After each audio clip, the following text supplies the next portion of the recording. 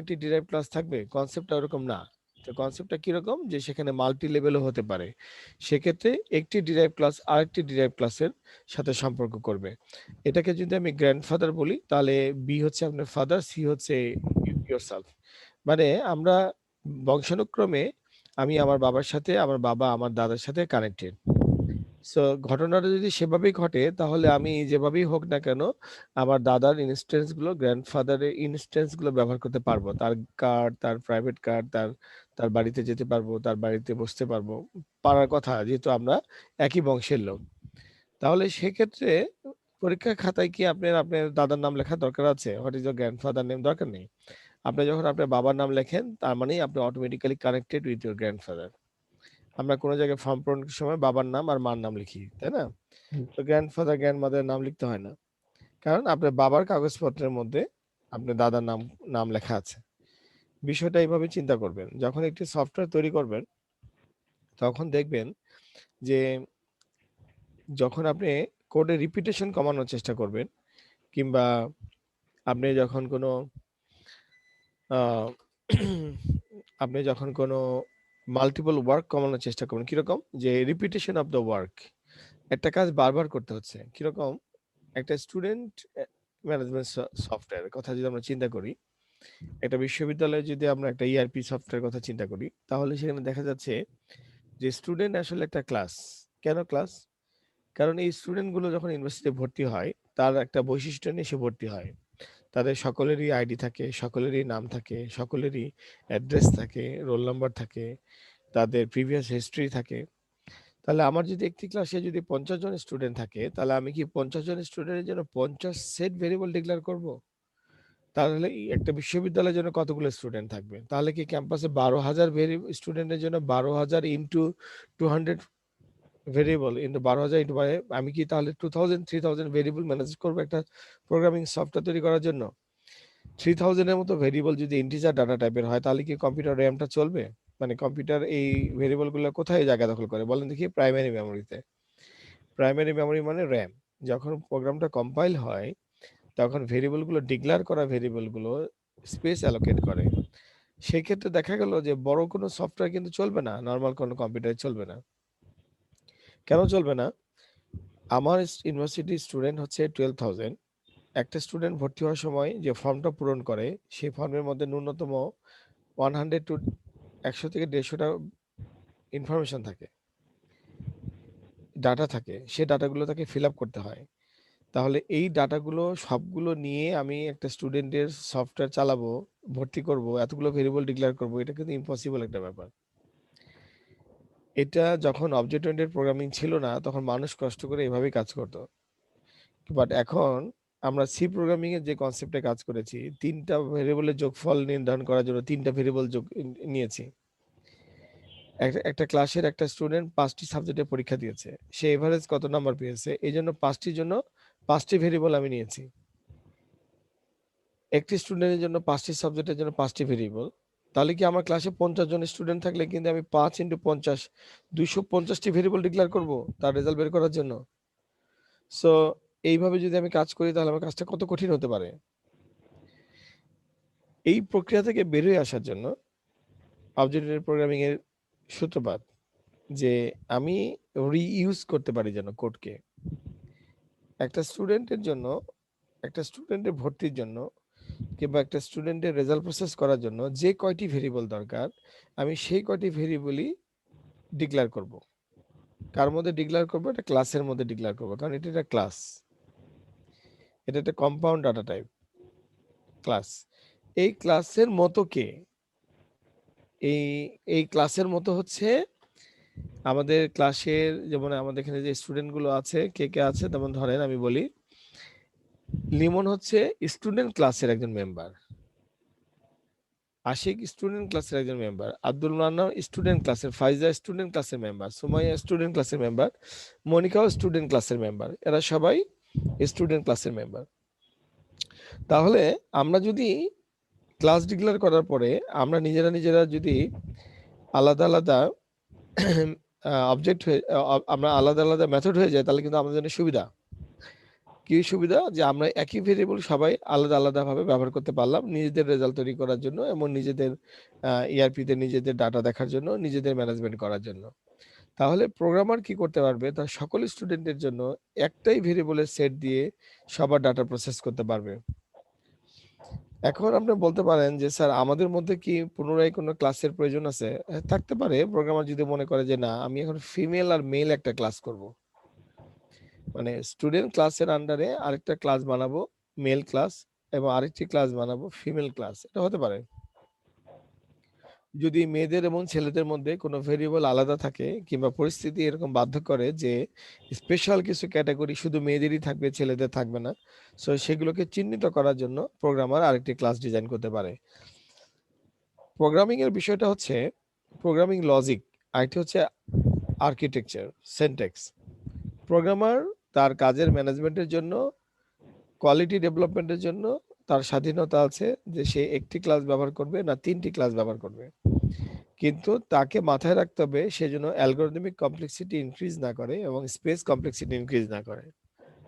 Algorithmic complexity এবং space complexity সম্পর্কে বিস্তারিত থিওরি পাবেন ডাটা স্ট্রাকচার এন্ড অ্যালগরিদমে। কিন্তু প্রোগ্রামিং থেকেই স্টুডেন্টের মাথার মধ্যে এই ধারণাটা চলে যায় যে আমি এটাকে কিভাবে রিডিউস করব। Space complexity, number of variable কমাবেন, স্পেস কমে যাবে। Algorithmic complexity, time complexity, number of loop কমাবেন, number of inner loop outer লুপের কাজ কমাবেন, নাম্বার অফ স্টেটমেন্ট কমাবেন, আপনার টাইম কমপ্লেক্সিটি কমে যাবে প্রোগ্রামিং এ। সো সফটওয়্যারগুলো তখন উন্নত হবে। এটাই হচ্ছে কোয়ালিটি। প্রতিটা জিনিসের কোয়ালিটি মেজারমেন্টের ইঞ্জিনিয়ারিং এর একটা উপায় থাকে। প্রোগ্রামিং এর কোয়ালিটি মেজারমেন্টের দুটো উপাদানের মধ্যে একটি উপাদান হচ্ছে টাইম কমপ্লেক্সিটি আর একটি উপাদান স্পেস কমপ্লেক্সিটি। এই দুটো যার যত কম তার প্রোগ্রাম তত উন্নত। এখন আমরা ক্লাসে যে প্রোগ্রামগুলো সলভ করি, আমাদের যে মেশিনগুলো ব্যবহার করি, কম্পিউটারগুলো এত উন্নত মানের যে এটা বোঝার কোনো উপায় নাই যে আমাদের কার প্রোগ্রাম খারাপ, কার প্রোগ্রাম ভালো। আমরা এটা থিওরি দিয়ে বুঝতে হবে। আচ্ছা, এখন আমি যদি এই ইনহেরিটেন্স এর যে ফিগারটা আমরা দেখতে পাচ্ছি, এটার আলোকে আমি যদি একটু কাজ করতে চাই এবং মাল্টি লেভেলের সাথে আমি আরেকটা জিনিস সাথে দেখাই, মাল্টিপল। এই দুটোর কাছাকাছি এজন্য দেখাই। মাল্টিপল ইনহেরিটেন্স কে আবিষ্কার করেছে না আবিষ্কার করেছে এটার উপরে নিন। শুধু আমি কনসেপ্টটা বলি। Multiple inheritance enables a derived class to inherit members from more than one parent. এর মানে হচ্ছে multiple inheritance enables a derived class to inherit members from more than one parent. এই টিচার ক্লাসটা এমন একটা পজিশনে পড়ে গিয়েছিল বাস্তবে যে সে পার্সন এবং এমপ্লয়ি দুটো ক্লাস থেকে তার ডাটা নিতে হয়েছে। দুটো জায়গা থেকে তার ডাটা নিতে হয়েছে। মানে ব্যাপারটা এরকম যে আপনি একটু ক্লিয়ারলি চিন্তা করেন যে একটি ব্যক্তির মাধ্যমে জন্মগ্রহণ করে ব্যাপারটা কিন্তু সবসময় তা না। আমরা যদি আমাদের রিয়েল লাইফের কথা চিন্তা করি, ফাদার এবং মাদার দুটোই আমাদের প্যারেন্ট এবং দুজনের সমানভাবে নিয়ে আমরা নিজেরা তৈরি হয়েছি। মানে আমাদেরকে তৈরি করা হয়েছে। তাহলে সেইভাবে আমি যদি চিন্তা করি যে আমার বাবার ইনস্ট্যান্স এবং মার ইনস্ট্যান্স আমার দুটোর মধ্যে আমার সমান অধিকার আছে। সো আমি ১ম এ একা তৈরি হইনি। সো আমি বাবা এবং মা দুটোকে নিয়েই আমি একটা ক্লাস তৈরি হয়েছি। তাহলে কিন্তু এটা মাল্টিপল ইনহেরিটেন্স এর মধ্যে পড়বে। তাহলে সেই ক্ষেত্রে লিমন তার বাবার প্রাইভেট কার, তার বাবার আমের গাছ, তার বাবার জামের গাছ এগুলো থেকে সমান ভাগ পাবে এবং একইভাবে লিমন তার মার আর টাকা পয়সা, মার জিনিসপত্র থেকেও সমান ভাগ পাবে। এবং দুটোতেই তাকে উইদাউট এনি পারমিশনে সে দুটোরই অ্যাসেট অ্যাক্সেস করতে পারবে। প্রোগ্রামিং এর ক্ষেত্রে অ্যাসেট গুলো কি বলেন দেখি? প্রোগ্রামিং এর ক্ষেত্রে অ্যাসেট গুলো হচ্ছে ভেরিয়েবল। আর প্রোগ্রামিং এর ক্ষেত্রে এই প্রাইভেট কার তারপরে ডাইনিং টেবিল এগুলো কি? এগুলো হচ্ছে মেথড। সো সে বাবা এবং মা দুটোই করতে পারবে কারণ সে পাবলিকলি ডিক্লেয়ার্ড সে তাদের সন্তান। বাবার বাড়িতে বসে থেকে ডাইনিং টেবিলে খেতে খাওয়ার জন্য কোনো ফর্ম পূরণ করতে হয় না, পারমিশন নিতে হয় না, ঠিক আছে? কিন্তু আপনি যদি প্রতিবেশীর বাসায় যেয়ে ডাইনিং টেবিলে বসে খেতে চান তাহলে কিন্তু আপনার পারমিশন লাগবে, তাদেরকে অ্যালাউ করতে হবে।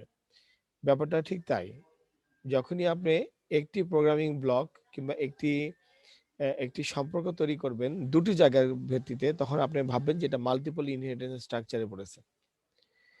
এখন ঘটনাটা কি ঘটবে জানেন? ঘটনাটা হচ্ছে পিপল ক্লাসের মধ্যে যে ভেরিয়েবলগুলো থাকবে সেই ভেরিয়েবলগুলোকে পার্সন ইউজ করতে পারবে না, আবার পার্সনের মধ্যে যেগুলো থাকবে সেগুলো এমপ্লয়ি ইউজ করতে পারবে না, কিন্তু টিচার দুজনেরই ভেরিয়েবল এবং মেথড ইউজ করতে পারবে।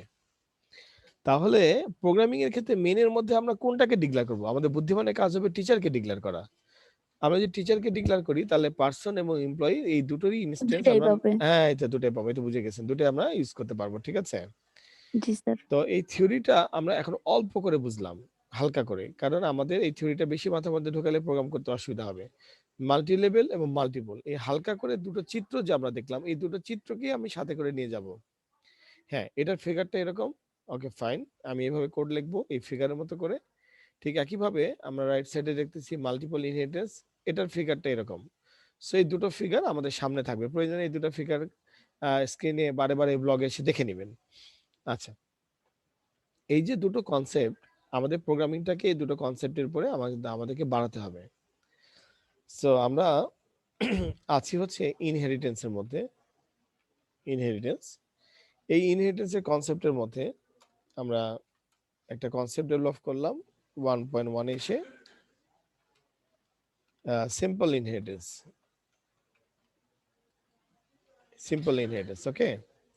তো এই সিম্পল ইনহেরিটেন্সে কি থাকে? একটি বেস ক্লাস থাকে আর একটি ডিরাইভ ক্লাস থাকে, ওকে। এরপরে আমরা আসি মাল্টিপল ইনহেরিটেন্স।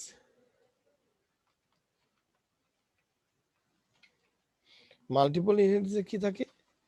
অবশ্যই বেস ক্লাস থাকে, বেস ক্লাস 1 থাকে, বেস ক্লাস 2 থাকে, তাই না? তারপরে কি থাকে? ডিরাইভ ক্লাস থাকে। তার মানে আমি এখানে কি তাহলে একটি মাত্র ডিরাইভ ক্লাস থাকবে? না, এখানে অধিক ডিরাইভ ক্লাস থাকতে পারে। একটা বাবা এবং একটা মা থেকে কি একটাই সন্তান হয়? একটা হয় না, এর অধিকও হতে পারে। সো বংশ, ইনহেরিটেন্স মানে যেহেতু বংশ, এই বংশ যেভাবে হোক বৃদ্ধি হতেই পারে।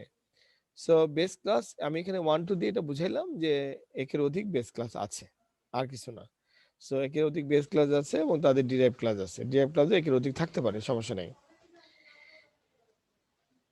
এরপর দেখেন মাল্টি লেভেল। মাল্টি লেভেল ইনহেরিটেন্সের সাথে সিম্পল ইনহেরিটেন্সের খুব ভালো মিল আছে, এখানে বেস ক্লাস একটি থাকে, কিন্তু ডিরাইভ ক্লাস 1 থাকতে পারে, ডিরাইভ ক্লাস 2ও থাকতে পারে, ওকে। স্যার আপনি কি অন্য কোনো শেয়ার করছেন? ও, আমারটা কি দেখতে পাচ্ছেন না আপনারা? ওহো, তো বলবেন না আমাকে? দেখা যাচ্ছে তো স্যার। দেখা যাচ্ছে? না স্যার, আপনি কি অন্য কোথাও লিখতেছেন?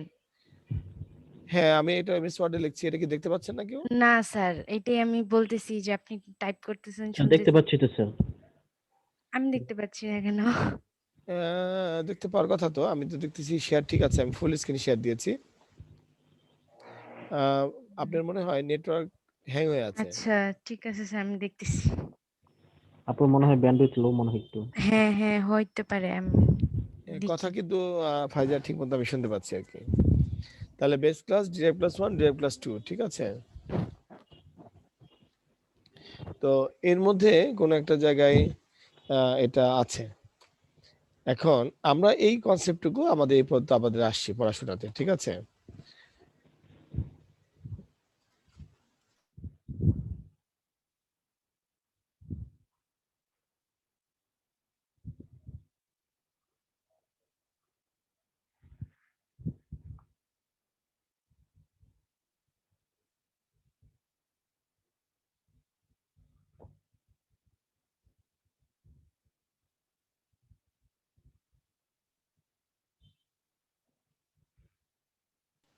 তাহলে আমরা এই কনসেপ্টের মধ্যে এখন বসবাস করতেছি।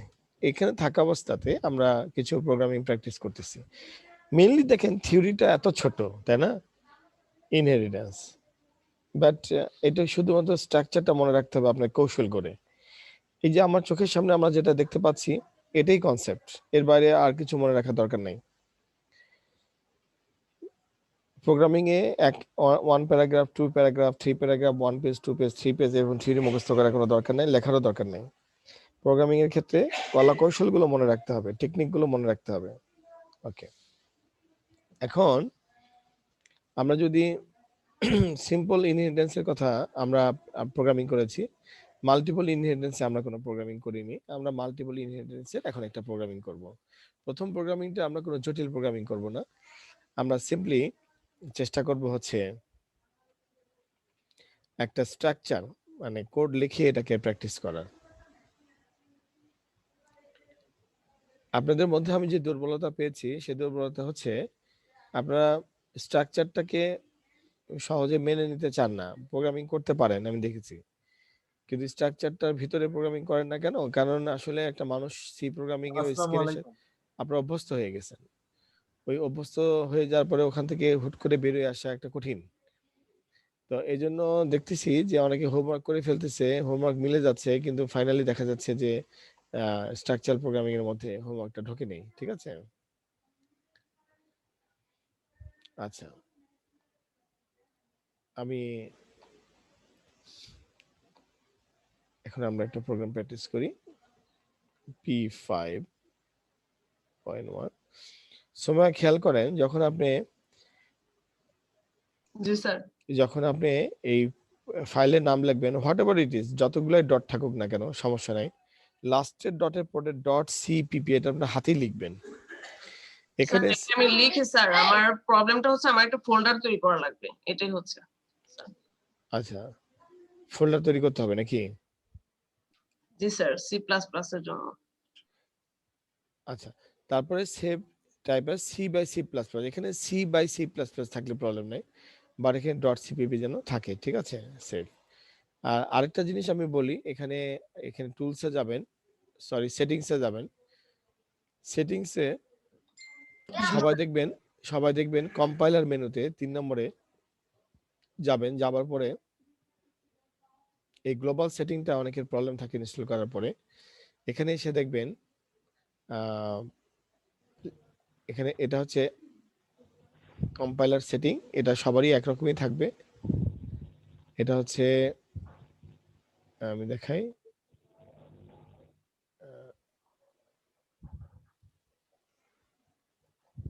ডিফল্টে যেতে হবে না? এই যে সফটওয়্যারটা একটু ভালো করে রিচার্জ করতে হবে।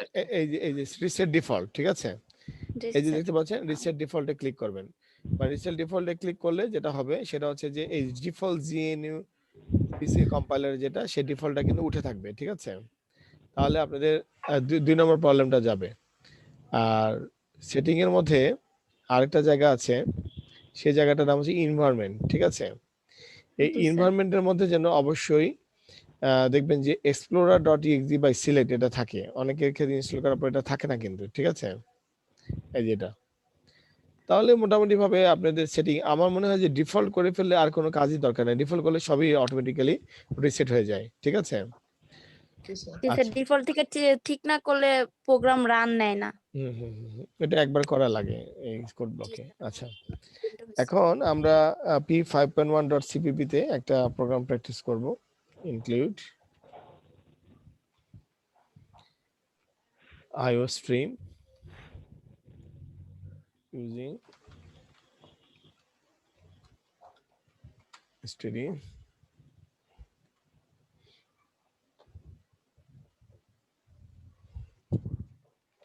ক্লাস বি দিলাম কেন, বোঝার সুবিধার্থে, বেস ক্লাস। ওকে, বি একটা বেস ক্লাস হলো, তাহলে এটা নাম দিলাম ক্লাস B1। আমরা যেহেতু মাল্টিপল ইনহেরিটেন্স প্র্যাকটিস করব, B1। আবার একটা দিলাম ক্লাস B2।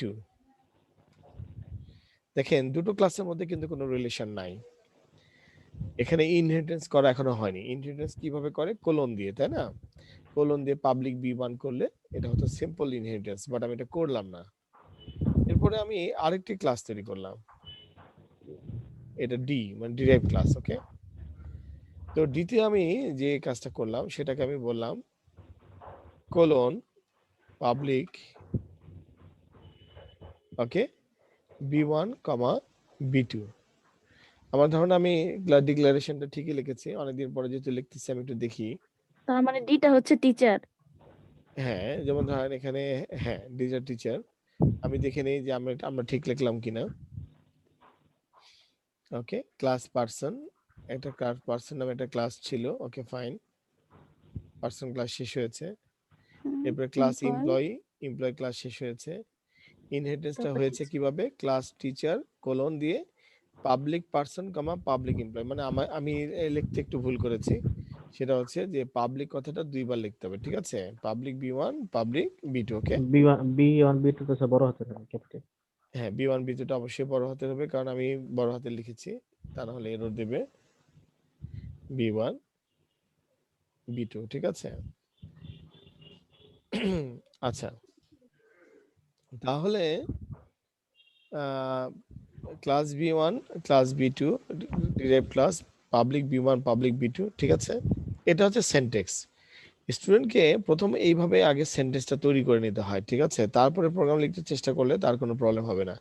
এখানে ডিরাইভ ক্লাসটাকে আমি কল করি ডিরাইভ ওবিজে অবজেক্ট। ওকে, তাহলে আমি মেইনের সাথে সম্পর্ক করেছি কিন্তু finally class DD derived.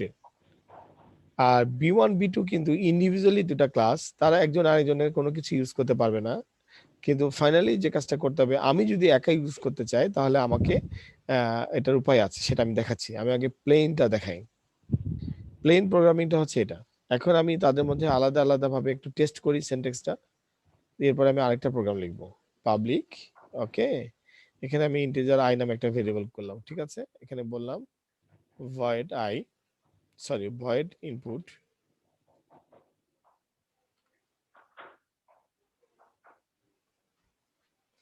I equal to 5,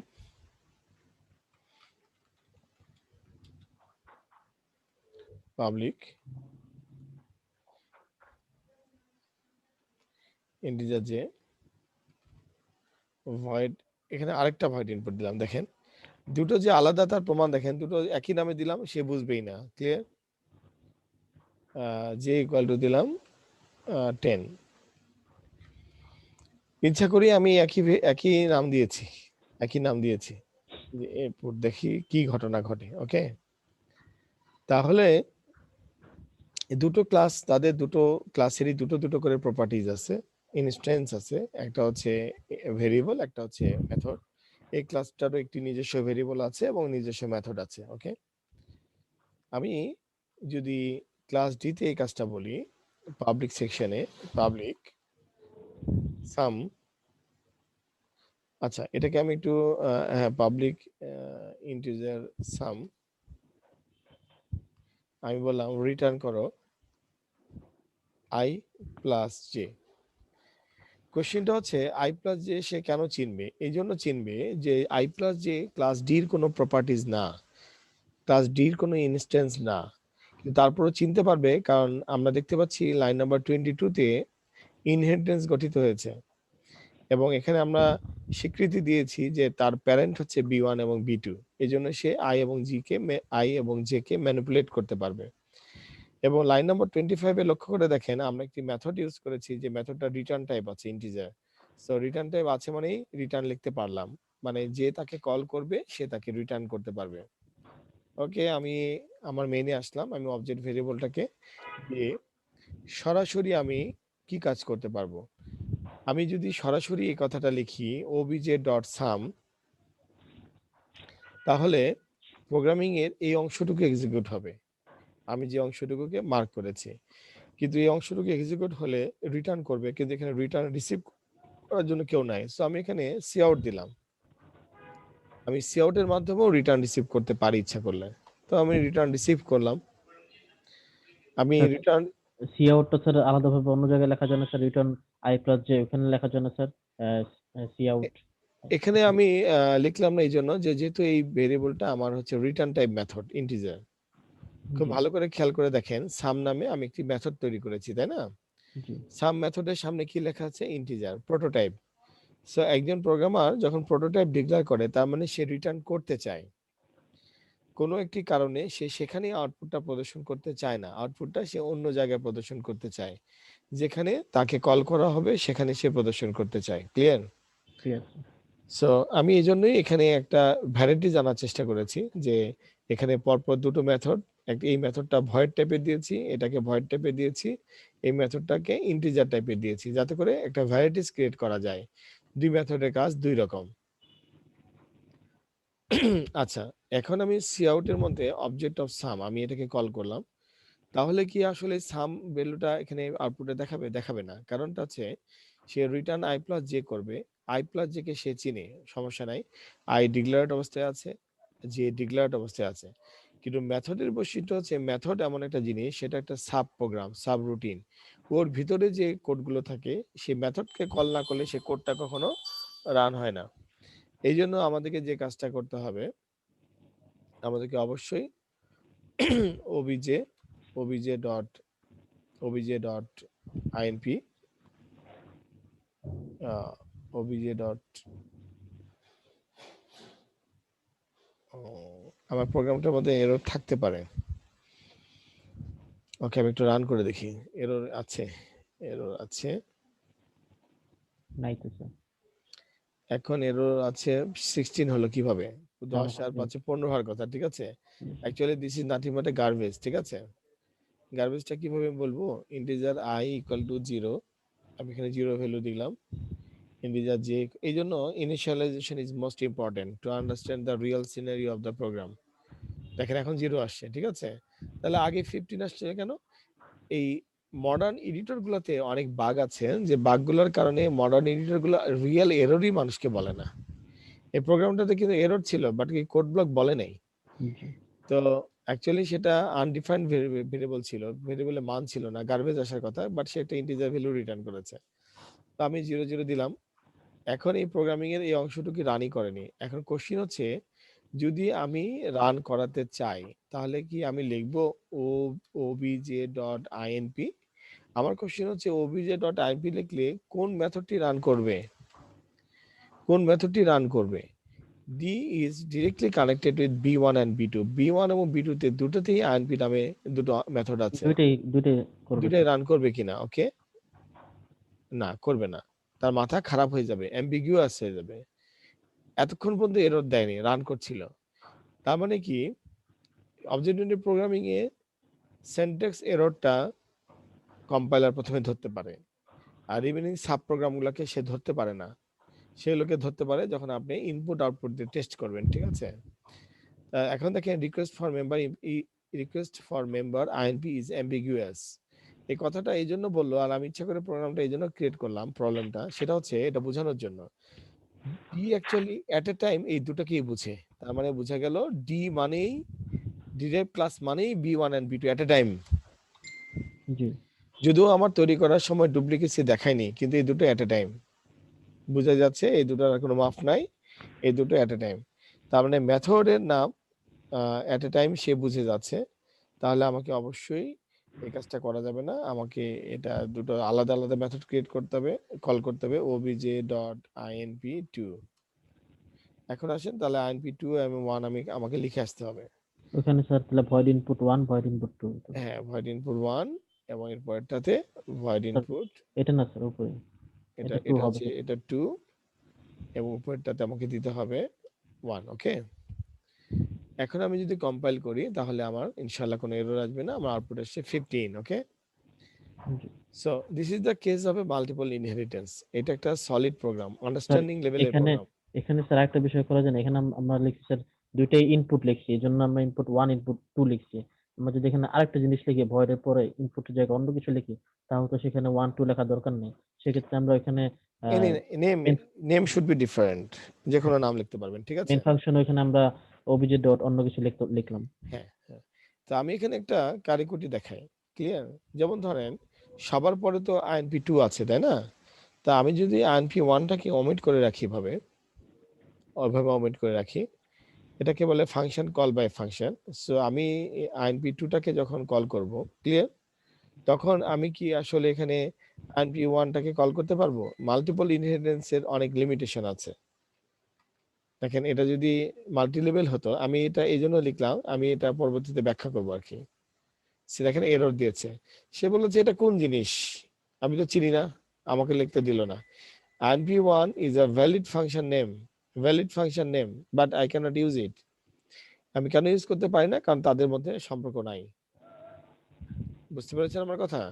so আমি এটা ইউজ করতে পারলাম না। এটা একটা জায়গায় ইউজ করে দেখাবো, সেই জন্য এই কথাটা লিখে দেখালাম যে দেখেন আমরা এটা ইউজ করতে পারলাম না। ঠিক আছে, আচ্ছা, তাহলে আমার একমাত্র ওয়ে সলিউশন হচ্ছে এটাই, যে আমাকে আলাদা মাল্টিপল ইনহেরিটেন্সের ক্ষেত্রে আলাদা আলাদা ব্যবহার করতে হবে। এখন কোনো কারণে বাস্তবতা এমন হয়েছে যে আপনাকে B1 কে প্রয়োজন, কোনো উপায় নাই, B1 কে প্রয়োজন, এই প্রোগ্রামিং এর মধ্যেই প্রয়োজন। B1 এর আলাদা আয়ের মানটা আমার প্রয়োজন, তখন আমি কি করব? তখন আমাকে যে কাজটা করতে হবে সেটা হচ্ছে আমাকে বি ক্লাসটাকে কল করতে হবে এভাবে, B1, ওকে, B1 এটাকে আরেকটি অবজেক্ট ভেরিয়েবলের আন্ডারে নিতে হবে, ওকে। এরপরে আমাকে বলতে হবে cout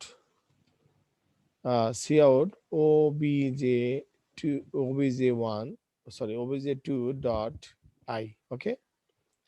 তাহলে আমি আয়ের মানটাকে বের করতে পারবো। তো আমি একটু টেস্ট করে দেখি যে এটা আমাদের কোনো প্রবলেম হচ্ছে কিনা।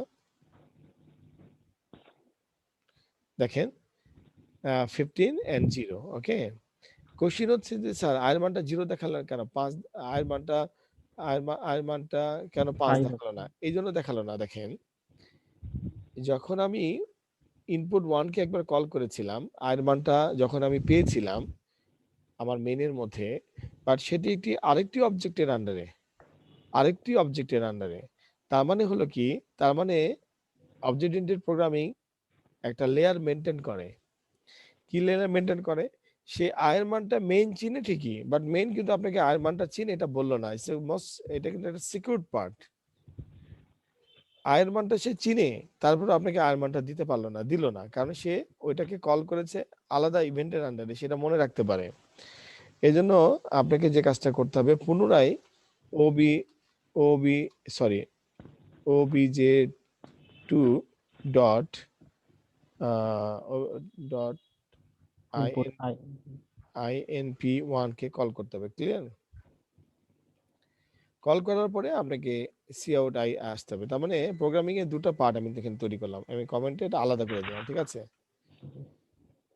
এটাতে আমি বোঝানোর চেষ্টা করলাম যে আমি ইচ্ছা করলে দেখেন 15 আলাদা, 5 আলাদা, আমি ইচ্ছা করলে সবগুলো ক্লাসকেই আসলে আলাদা আলাদা ভাবে কল করতে পারি যদি আমি চাই। মেনে আমি যদি এরকম মনে করি যে আমি একটা B2 কে করা যাবে। 10টি ক্লাস ইউজ করব, 10টি ক্লাসকেই আমি আলাদা আলাদা কল করব, আমি কোনো ইনহেরিটেন্স করব না, নো প্রবলেম। বাট ইনহেরিটেন্স কেন করব, এই রিয়ালিটিটা এবং ফিলিংসটা আপনার মধ্যে ডেভেলপ করতে হবে। আমি বুঝতে পারতে হবে যে আমি কেন ইনহেরিটেন্স ব্যবহার করব, কি জন্য ব্যবহার করব, ঠিক আছে। তো তাহলে এই প্রোগ্রামটা একটা মডেল প্রোগ্রাম হতে পারে আমাদের জন্য, যে প্রোগ্রামটাতে আমরা মাল্টিপল ইনহেরিটেন্স কিভাবে ব্যবহার করা হবে, মাল্টিপল ইনহেরিটেন্সের ক্যারেক্টারটা কিরকম, মাল্টিপল ইনহেরিটেন্সের বেস ক্লাসগুলো তাদের মধ্যে কিরকম সম্পর্ক মেনটেন করে। একটি বেস ক্লাসের উপাদান আরেকটি বেস ক্লাস ব্যবহার করতে পারলো না, বাট তার চাইল্ড কিন্তু সব উপাদান ব্যবহার করতে পারলো। এবং একইভাবে মেইনের মধ্যে যদি আমি ডিরাইভড ক্লাসকে কল করি, ডিরাইভড ক্লাসের মাধ্যমে আমি বেস ক্লাসের সকল মেথডকে এবং ইনস্ট্যান্স ভেরিয়েবলকে আমি ব্যবহার করতে পারতেছি। বাট একইভাবে যখন আমি মেইনের মধ্যে একটি ব্যক্তিগতভাবে আলাদাভাবে যখন আমি একটি বেস ক্লাসের ভেরিয়েবলকে ব্যবহার করতে চাইলাম, তখন ব্যবহার করতে পারলাম না। তখন আমাকে কি করতে হলো, সেই বেস ক্লাসটাকে আলাদাভাবে আমাকে অবজেক্ট ডিক্লেয়ার করে সেই অবজেক্টের অধীনে আমার সেখানকার ইনস্ট্যান্সটাকে মানে আই ভেরিয়েবলটাকে আমার ব্যবহার করতে হলো। This is the thought. আমার মনে হয় এই মডার্ন প্রোগ্রামিং খুব একটা আপনাদের কাছে ম্যাটার বহন করবে না, স্ট্রাকচারটা খুব একটা ম্যাটার বহন করবে না, ওকে। আমরা এটাকে মেনে নিতে পারবো, উই ক্যান ট্যাকেল ইট। আচ্ছা ওকে,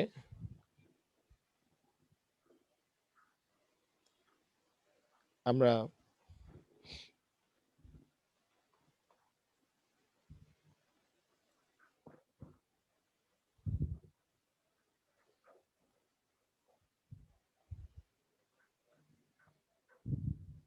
এই প্রোগ্রামটিকে আরেকটা কপি করে সেভ করছি, p6.1.cpp। ওকে,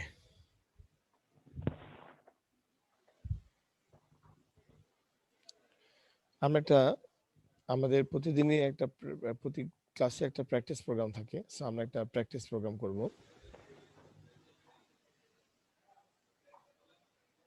আচ্ছা, আমি আপনাদের আগের ক্লাসে হোমওয়ার্ক দিয়েছিলাম।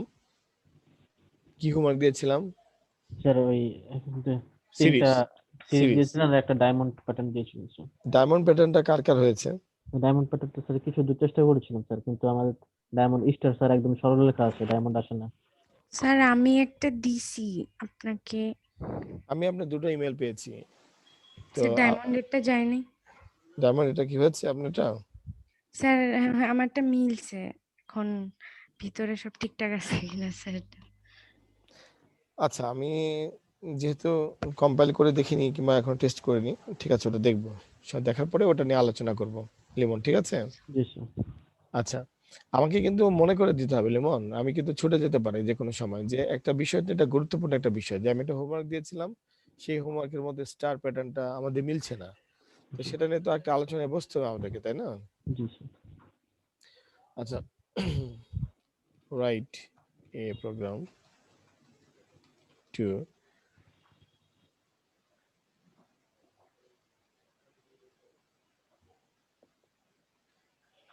টু একটা সিম্পল আর কি প্র্যাকটিস করব, সেটার সাথে মাল্টিপল ইনহেরিটেন্সের আসলে কোনো সম্পর্ক নাই, জোর করে মাল্টিপল ইনহেরিটেন্সের মধ্যে সেটাকে ঢুকাইতে হবে এখন। Write a program to check whether the given number is perfect or not. Okay,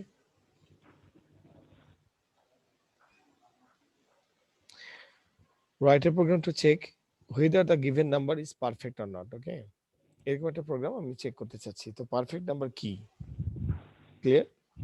so আমি 6 কে যদি টার্গেট করি, তাহলে দেখেন 6 1 দিয়ে ভাগ যায়, তাই না?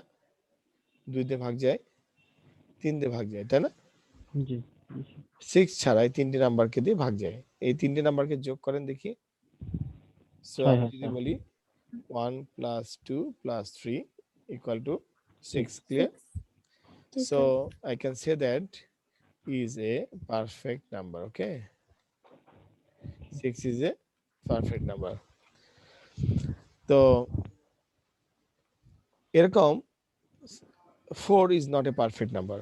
4 কে দেখেন, আপনি চেক করেন, 4 equal to 4 কে 1 দিয়ে ভাগ যায়, 2 দিয়ে ভাগ যায়, ঠিক আছে, আর কোনো কিছু দিয়ে ভাগ যায় না, ওই নাম্বার দিয়ে তো সকলকেই ভাগ যাবে, সো এটা টেনশনের বিষয় না। 1 plus 2 equal to হয় 3, তার মানে এটা পারফেক্ট নাম্বার না, is not a perfect number. Okay, আমি আপনাদেরকে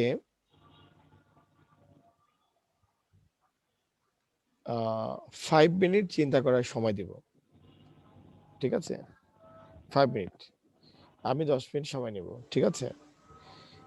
এটা আমি চাই যে আমি ডিসকাশন করার আগে আপনাদের সামনে যে কাগজ কলম আছে, আপনারা একটু ওয়ার্কআউট করে আমাকে অ্যালগরিদমটা বলেন, ঠিক আছে? আমি রেকর্ডিংটা অফ রাখতেছি কয়েক মিনিটের জন্য, কারণ এটা রেকর্ডিংটা তখন আপনাদের দেখতে কষ্ট হবে। বলেন দেখি, কি চিন্তা করলেন এতক্ষণ ধরে? স্যার চিন্তা করছি স্যার, এটা মানে হচ্ছে স্যার আমি যেটা বলি স্যার আমার নিজের মতো করে, সেটা হচ্ছে প্রথমে যেটা আপনি বলছেন সেটাই বলি। এটা হুম হচ্ছে একটা সংখ্যা হুম যেটাকে যে যেসব সংখ্যা দিয়ে ভাগ করা হয়, হুম ভাগ করা যায়, ওই এবং সংখ্যা ওই ওই সংখ্যা ব্যতীত ব্যতীত ওই- হ্যাঁ ওই সংখ্যাগুলো যোগফল, এবং ওই সংখ্যাটা যদি হয় তাহলে সেটা perfect number, otherwise it's not a perfect number. হ্যাঁ, ঠিক সেটার আছে। জন্য এবং সেটার জন্য আমরা প্রোগ্রাম করার সময় আমরা যেগুলো ইউজ করব সেটা হচ্ছে আমরা ফর লুপটা ইউজ করতে পারবো, ফর লুপ ইউজ করব, হ্যাঁ, এবং হচ্ছে আমরা ইফ এলসটা ব্যবহার করতে পারবো, ইফ এলসটা ওকে ইউজ করতে পারবো। এবং হচ্ছে ওকে যে আমরা যে ভেরিয়েবল গুলো নিতে পারি সেটা হচ্ছে আহ, আমাদের প্রথমত কাজ হচ্ছে যে আহ, যে সংখ্যা দিয়ে ভাগ করা হয়, যেমন এগুলোকে বলে ভাজক, যে ওই ভাজকটা আমরা নিতে পারি একটা ভেরিয়েবল, এবং এটাকে যোগ করব, যোগ করার জন্য ইনিশিয়ালাইজ করব, ইনিশিয়ালাইজ করতে হবে সাম, এবং হচ্ছে ফর লুপটা ইউজ করবো যতক্ষণ না পর্যন্ত 1 হয় না নাম্বারটা, ততক্ষণ পর্যন্ত আমাদের লুপটা চলবে।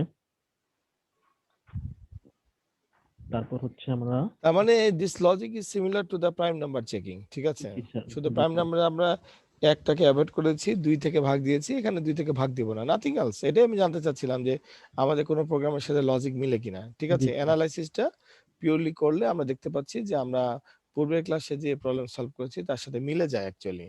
জি স্যার, শুধু কায়দা করে অনেকটা একই রকম। অনেকটা একই রকম কায়দা করে আমাকে সামের ভেরিয়েবলটা রাখতে হবে।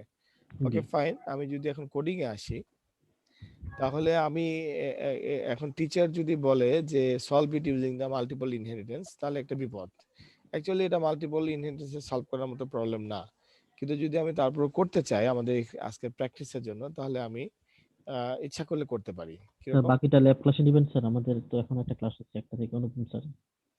এটা ক্লাস হচ্ছে জি জি স্যার, স্যার, ম্যাথ ক্লাস আছে স্যার। অনুপম, হ্যাঁ হ্যাঁ স্যার, উনি আমার পাশে আছে। আমি একটু শেষ করে দিই এটা, কারণ আমার যে মিটিং আছে, তো আমার আচ্ছা আজকে আচ্ছা বেহাল স্যার, অবস্থা আছে। ঠিক আমার আছে পরে স্যার, উনি শুরু করবে, টেনশন নিন না, ঠিক আছে? আচ্ছা স্যার, স্যার আমাদের ল্যাব ক্লাসে দেরি তো শুরু করবেন।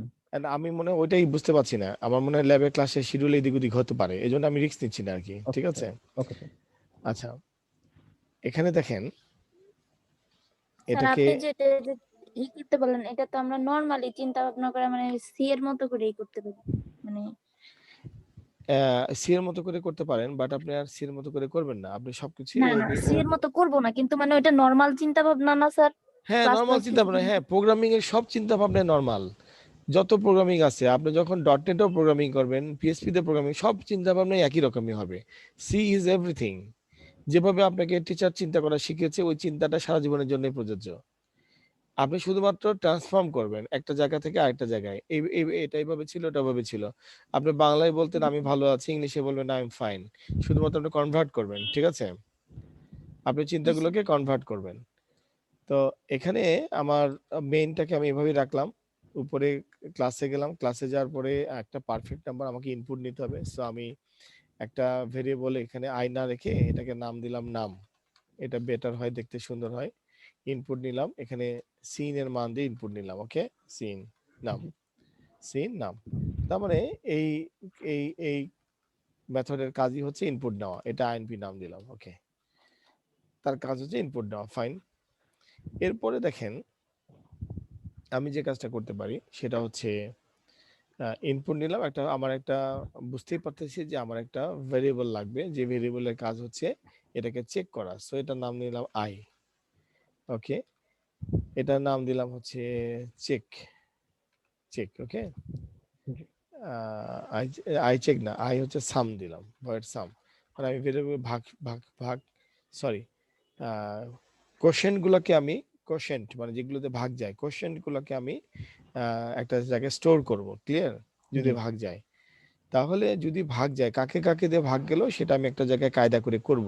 সো আমি একটা কাজ করতে পারি, ফর ইউজ করতে পারি, ফর আই ইকুয়াল টু 1। আমি জানি যে এটা 1 প্রযোজ্য। আই লেস দেন নাম, কারণ উক্ত নাম্বার দিয়ে তার ভাগ করা যাবে না। ক্লিয়ার? জি স্যার, কোশ্চেন হচ্ছে স্যার আপনি কি এখানে নাম লিখতে পারবেন? নাম ইজ নট ডিক্লেয়ার্ড, নাম is not declared in the class sorry B two. নাম ক্লাস বি, এবং ক্লাস বি ওয়ান এর সাথে বি টুর কোনো সম্পর্ক নাই। সো আপনি তো নাম লিখতে পারবেন না। আপনি তাহলে এটা আমাকে বিটুতে স্যার, হ্যাঁ স্যার, এটা আপনারা বলতেই পারেন, তাই না? তো সো আমি এখানে একটা নাম লিখলাম, সমস্যা আগে লিখে রাখি, I plus plus. Clear? G less than নাম ধরে নেন আছে, এভাবে আমি প্রোগ্রামটা রেডি করি, ঠিক আছে? তারপর আমি বললাম ইফ না নাম, এই নামটা মড টু 2 দিয়ে ভাগ দিলে ইকুয়াল টু যদি 0 হয়। ক্লিয়ার? তাহলে আমি বললাম একটা ভেরিয়েবলকে বললাম এস প্লাস ইকুয়াল টু, কে বলেন দেখি, I. Sir, some equal to some plus. S plus equal to মানে একটা ভেরিয়েবলে নিলাম। ঠিক আছে স্যার, এটা ঠিক আছে। ক্লিয়ার? জি ওকে ফাইন। তাহলে আমার এখানে এস ভেরিয়েবল ডিক্লেয়ার করতে হবে, এস ইকুয়াল টু 0। ক্লিয়ার? আচ্ছা, জি শুধু প্রবলেম হচ্ছে এখানে যে স্যার আপনার এই নামটা তো কাজ করবে না। ক্লিয়ার? তাহলে আমি নামটা যেহেতু কাজ করবে না, এটা মাল্টিপল ইনহেরিটেন্স, এই উপরের কারোর মধ্যে কারোর কোনো সম্পর্ক নাই। So I can use it inside the parameter. এটা তো আমার অধিকার আছে নাকি নাই? জি স্যার, অধিকার আছে না? বাইরে থেকে নেওয়ার অধিকার আছে তো। সো আমি এখানে প্যারামিটার ইউজ করলাম, এই প্যারামিটারের মাধ্যমে আমি তাকে নিয়ে আসবো। ওকে, জি স্যার, আচ্ছা, এখন ক্লাস ডি তে তো আমার একটা কাজ রাখা উচিত। এই কাজটার নাম দিলাম তাহলে চেক, চেক, CAC চেক। এখন দেখেন এই ক্লাসটা, এই ডিটা কিন্তু B1 এবং B2 সব জিনিসপত্র তার দখলে আছে, ঠিক আছে? তাহলে যেহেতু দখলে আছে, তাহলে এই নামটাকে কে চিনে? এই নামটাকে চিনে হচ্ছে ডি। আবার এই সামটাকেও ডি চিনে, এসটাকেও ডি চিনে, ঠিক আছে? তাহলে আমরা একটা কাজ করতে পারি, সেটা বলতে পারি, চেকের মধ্যে বলতে পারি ইফ, ইফ বুঝেন, ইফ নাম ইকুয়াল টু এস, তাহলে আমরা বলতে পারি রিটার্ন 1, এলস বলতে পারি রিটার্ন 0। ক্লিয়ার? বলতে পারি কিনা? বলা যায় স্যার। প্রবলেম সলভ, খুব সিম্পল।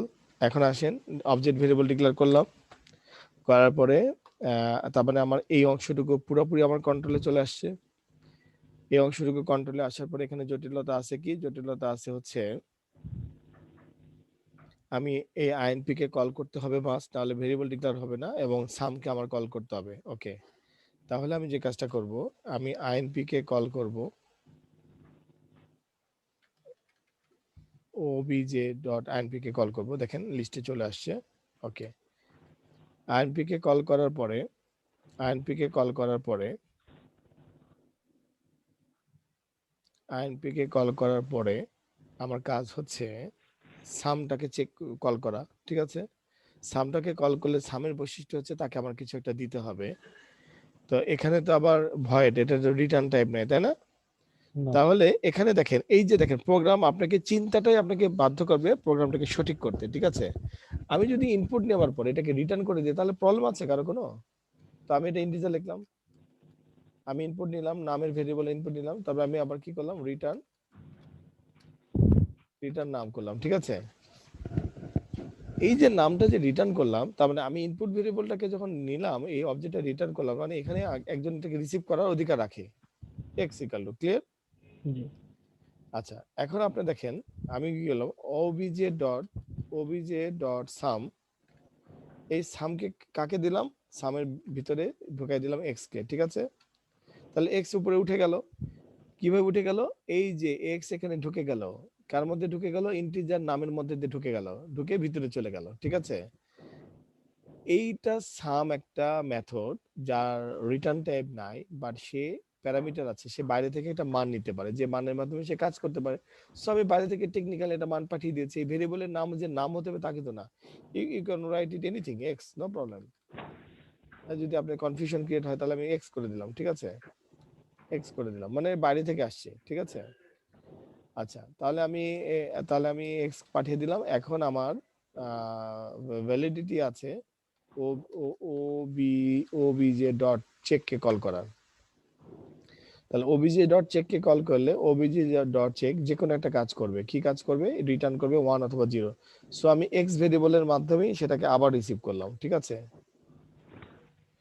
একটা ভেরিয়েবল বারবার ইউজ করা যাবে না, সমস্যা কি?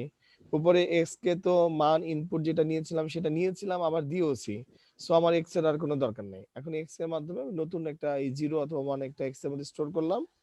করার পরে আমি এখানে ইফ কন্ডিশন লিখলাম, ইফ এক্স ইকুয়াল টু 1, তাহলে আমি বলতে পারি cout it's a perfect number. Perfect number,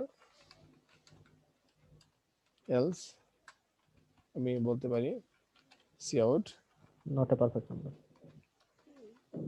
not A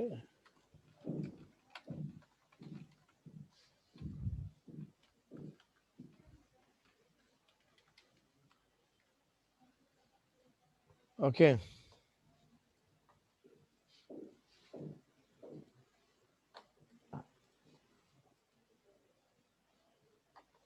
x equal to object of input আটকা দিচ্ছে। কেন আটকা দিচ্ছে? ভেরিয়েবল ডিক্লেয়ার করা নেই। Okay fine, integer x run করলাম। সো দেখেন আমি ইনপুট দিলাম 6, আমাকে কি বলে নট এ পারফেক্ট নাম্বার, খাইছে রে, লাখ ডিসফেভার করেছে। তাহলে এটা উপায় কি টেস্ট করার? আচ্ছা, টেস্ট করার উপায় আছে। টেস্ট করার উপায় হচ্ছে আমি ইনপুট নিয়েছি ইনপুটটা ঠিক মতো কাজ করছে কিনা টেস্ট করার উপায় কি বলেন দেখি লিমন, এখানে তাই না, জি স্যার। এখানে কাউট এক্স তাই না, এক্স এর মানটা আমরা টেস্ট করলাম, ঠিক আছে ইন্ডেল, তাহলে বুঝবো যে ইনপুটটা ঠিক মতো গেছে তাই না, সামের মধ্যে ইনপুটটা ঢুকছে, এখানে এখানে এখানে এখানে এখানে এখানে x equal to, okay fine. Okay, এখন দেখেন চেক, এই চেকের মধ্যে ঠিকমতো নামের ভ্যালুটা আসছে কিনা, চেকের মধ্যে ঠিকমতো নামের ভ্যালুটা আসছে কিনা এটা বোঝার উপায় হচ্ছে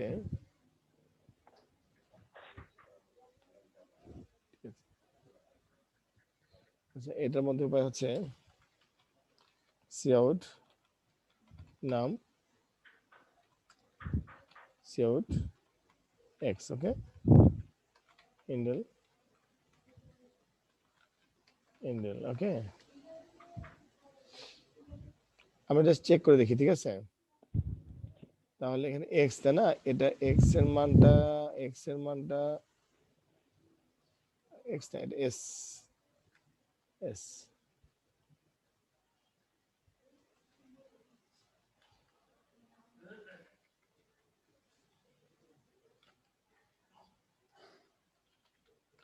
এবার বোঝা যাবে তাই না, মানে বোঝার জন্য আর কি যে আসলে ঘটনাটা কি ঘটলো, ঠিক আছে, মানটা কোথাও মিসিং হয়েছে কিনা।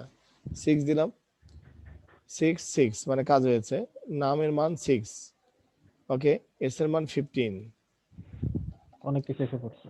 হ্যাঁ কেন এস এর মান 15, ইটস ইম্পর্টেন্ট ইস্যু, এস এর মান কেন 15 আসলো, তাহলে এস এখানে রান হয়েছে, স্যার এখানে তাহলে x মডুলাস 2 দিলেন কি জন্য sir? x modulus 2 is equal to 0। Actually এখানে তো ভুল হয়েছে, এখানে আমার কি দেওয়া উচিত বলেন দেখি, আই দেন স্যার।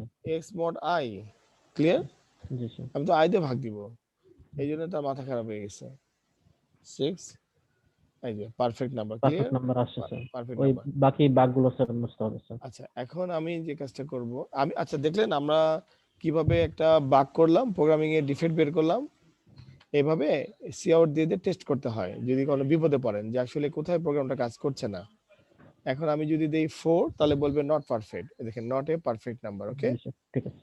আমি যদি বলি 6 তাহলে বলবে পারফেক্ট নাম্বার, ক্লিয়ার। রাইট। আচ্ছা, তাহলে আমাদের কাজ হচ্ছে এই P5.1 এই পুরো সোর্স কোডটা নিজে লিখে কম্পাইল করে টেস্ট করা, এবং P6.1 এই পুরো সোর্স কোডটা নিজে লিখে কম্পাইল করে দেখা, টেস্ট করে দেখা, ঠিক আছে। এখন স্টুডেন্ট যখন নিজে থেকে হোমওয়ার্ক করবে তখন তার সোর্স কোডটা যে আমার মতোই হবে তা কিন্তু না, সে বিভিন্নভাবে চিন্তা করতে পারে, বাট এটা একটা মডেল যে আমি কি করেছি, যে আমি মাল্টিপল